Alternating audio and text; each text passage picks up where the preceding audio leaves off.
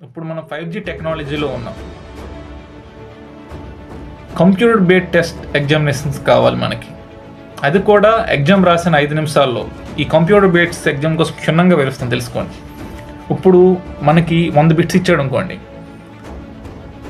ఆ 100 బిట్స్ అనేవి ఒక 100 బిట్స్ ఇచ్చాడు అనుకోండి. 100 బిట్స్ మొత్తం మీరు టిక్ మార్క్ చేసిన తర్వాత మీ సబ్మిట్ కొట్టిన వెంటనే మీ రిజల్ట్ అనేది మీ ఎదురుగా ఉన్న ఆ కంప్యూటర్లో పొందుపరచాలి. దాని ద్వారా మీ రిజల్ట్ మీకు వచ్చేస్తుంది వెంటనే. ఇప్పుడు ఇదే విషయంలో OMR సీట్ తీసుకుందాం. OMR సీట్ మనం నింపుతాం, అది వేరే స్టేట్ వరకు వెళ్తుంది, ప్రధాన బోర్డుకి వెళ్తుంది. ఉద్యోగాల ఎవరైతే పెడతారో ఆ కండక్ట్ చేసిన బోర్డు దగ్గరికి వెళ్ళి వాళ్ళు చూసి వాళ్ళు OMR విషయం పెట్టి మొత్తం చేసినప్పటికీ ఒక నిరంతర ప్రక్రియ. ఇది ఒక 6 నెలలు పడుతుంది. దీనివల్ల అభ్యర్థుల సమయం వృధా అవుతుంది కదండి.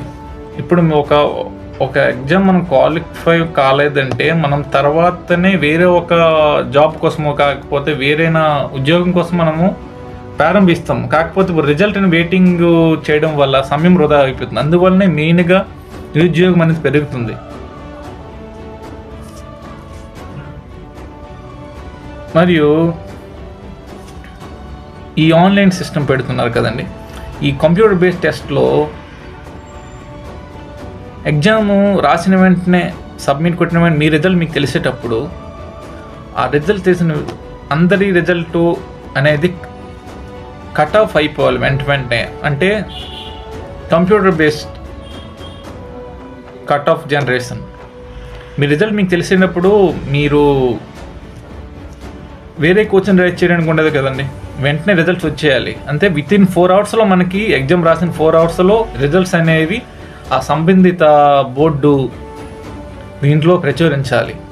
దీని ద్వారా ఎగ్జామ్స్ అనేవి వెంటనే అవుతాయి. కంప్యూటర్ బేస్డ్ టెస్ట్ దీనివల్ల నిరుద్యోగం అనేది తగ్గుతుంది.